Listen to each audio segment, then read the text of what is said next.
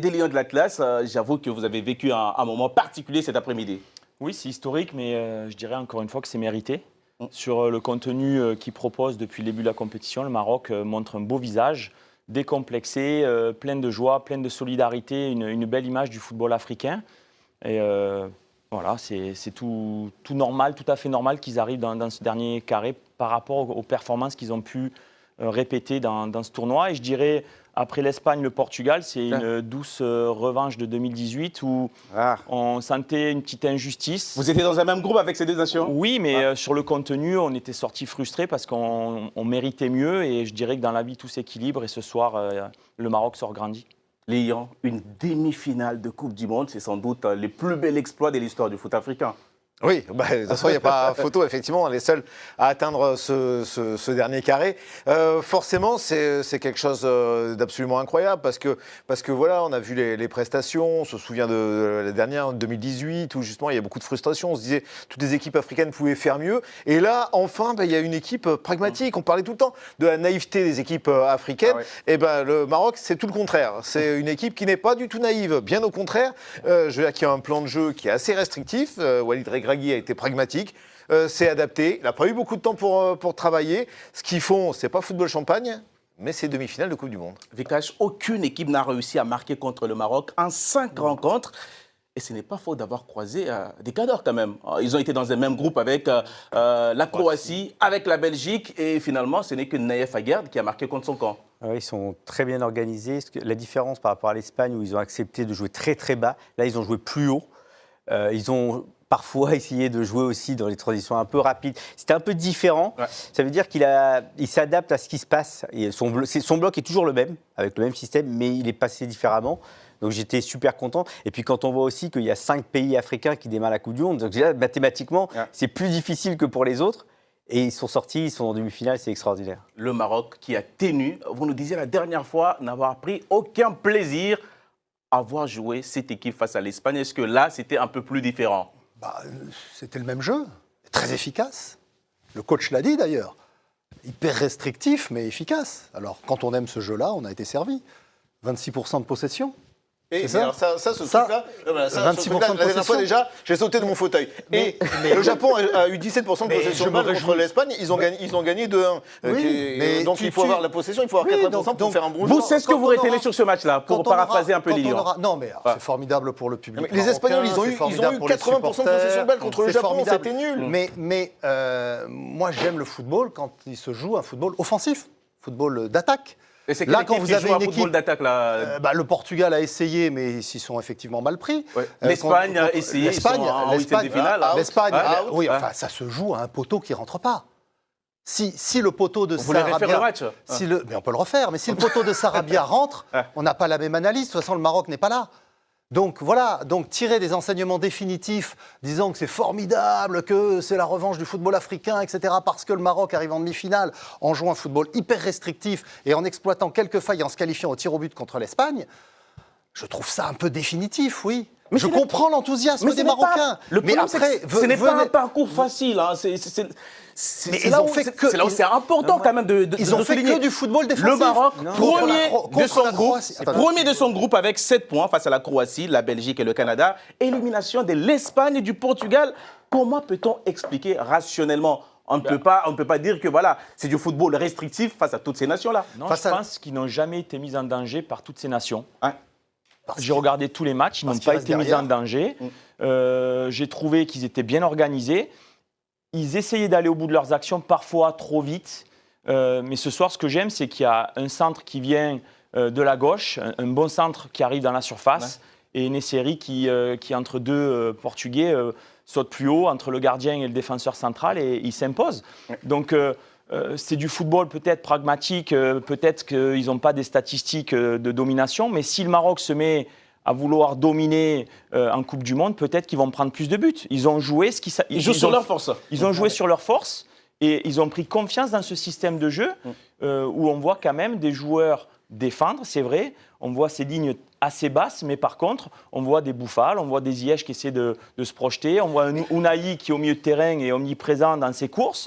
Donc, il se projette quand même. Je me rappelle que c'est ce que vous reprochiez au Sénégal pour son 8e de finale. Vous j'avais disiez le trouvé- Sénégal n'a pas adopté la bonne disposition tactique. On peut être humble et ambitieux en même temps. Et je crois qu'ils ont été prudents, mais je trouve que c'est très bien vu. Mais contre la Belgique, ils ont joué. En fait, ils se sont adaptés à l'adversaire. Contre la Belgique, Et 33% moi, je me de suis- possession. Mais ça veut rien dire, la possession de balle.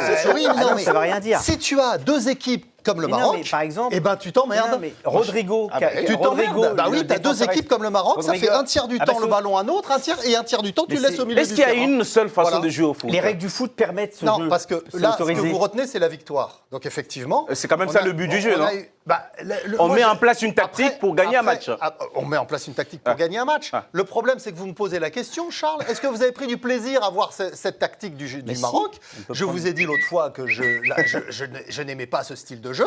Ça m'a valu quelques insultes sur les réseaux sociaux. Et donc, je le répète, je ne vais pas changer... Vous voulez qu'on y retourne? Je veux pas. Non, mais je vais pas changer d'opinion alors que les statistiques sont les mêmes. On va Voilà. retourner sur les réseaux sociaux. Un petit détour avec vous, Leroy Kabea. Qu'est-ce qui s'est dit sur le Facebook Live? Non, mais Xavier nous parlait de Walid Regragui. Ben, regardez ce qu'il déclare, le coach du Maroc. On est tombé sur une très grande équipe, encore une fois. Ils ont beaucoup de talent, mais nous, on tire au maximum. On se bat. On a réussi à créer un groupe avec cet état d'esprit. Tout le monde se bat, même ceux qui entrent en jeu. On est heureux et le public suit. Avant le match, j'ai dit à mes joueurs qu'il fallait écrire l'histoire pour l'Afrique. C'est chose faite. Je suis très heureux. L'Afrique est sur le devant de la scène. Et regardez ces images à Casablanca, ces images de joie sur la qualification du Maroc, évidemment, pour cet exploit des Marocains qui offrent donc cette première qualification en demi-finale au continent africain. C'est quand même un immense exploit. Lilian Katoun, on va revenir quand même sur cette réputation de l'équipe marocaine au cours de cette compétition. Équipe difficile à battre, finalement. Aucune équipe, comme Patrice le disait, n'a réussi véritablement à les mettre en difficulté. Même quand la charnière a changé. Et pourtant, il y avait effectivement des faits des jeux défavorables au Maroc ce soir avec la sortie de Saïs, la non-titularisation de Denaïef Aguerd qui était blessé. Les remplaçants ont fait le boulot. Oui, c'est comme le dit Regragui, c'est tout le groupe qui est là-dedans. Maintenant, il faut reconnaître à Walid ce mérite. Ça fait 3 mois qu'il est là. Il n'a pas eu de matchs internationaux. Non mais il ne va pas, je veux dire, en 2 séances à Doha, réussir à mettre en place un jeu flamboyant en disant on va jouer à 4-3-3, une touche de balle et vous allez voir. Enfin, je veux dire, il s'est quand même basé sur quelque chose qui est simple. On voit que tous les joueurs adhèrent à ce projet, adhèrent à l'état d'esprit. Même Hakim Ziyech, on le voit effectivement défendre énormément dans son couloir. J'ai jamais vu défendre autant de sa vie. Voilà, c'est un système qui, encore une fois, a été pris par le temps, mais qui est en fait plus un état d'esprit qu'un style de jeu. Les résultats sont là. 8 matchs à la tête. 8 matchs à la tête de l'équipe du Maroc. 0 défaite. Il l'a dit après le match contre l'Espagne. Il a dit j'ai briefé mes joueurs, je sais qu'ils veulent jouer autrement, mais j'ai choisi cette stratégie. Donc pour lui, c'est un grand succès, aucun doute. Tactiquement, c'est un grand succès pour Si on fait un Walid sondage Regragui. au Maroc, ils vont être prêts à jouer comme ça tout le temps si au bout ils peuvent gagner des matchs comme ça. Oui, sûrement, Mais sûrement. Au final, vu les géants du monde qu'ils ont joué, que ce soit la Croatie, la Belgique, en termes de possession, si vous regardez ces équipes, Croatie, Belgique, Espagne, vous ne Portugal, pouvez pas rivaliser. ce sont les champions du monde de la Ils ont des joueurs pour, voilà. de la possession. Mais on regarde la Croatie, quand on change les statistiques, ils ont eu des problèmes contre le Maroc, mais ils gagnent contre le Brésil avec un tir, un but. Ouais. Au final, est-ce que c'est pas plus efficace sur cette Coupe du Monde de ne pas avoir la possession? En possession, Et je pense que c'est 50-50. Hein. Oui, mais en termes Contre de le Brésil. oui, mais la possession, Donc, quand je parle de possession, moi c'est où encore une fois.